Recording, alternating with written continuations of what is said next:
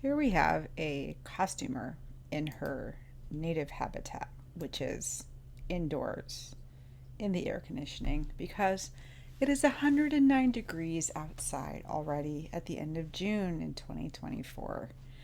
She is showing off her beautiful single layer corset, which was band laced, and she is showing how easy it is to get it on after you pretend to be a dolphin.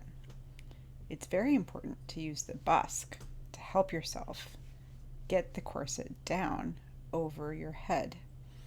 And now she is showing her favorite method of fan lacing, which is the wrong way at first.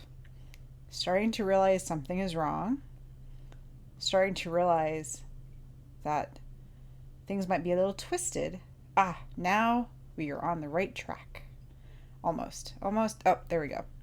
Now, all we have to do is pull and pull and tug and pull and think good thoughts.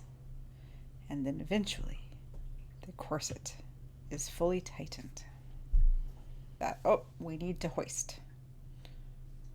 More hoisting. More hoisting. Yes, that's right. Get everything in the right place. Hoist and shimmy. This is the hoist and shimmy show. Okay, almost done. We have to use a mirror to do this last part because we cannot see around being bust.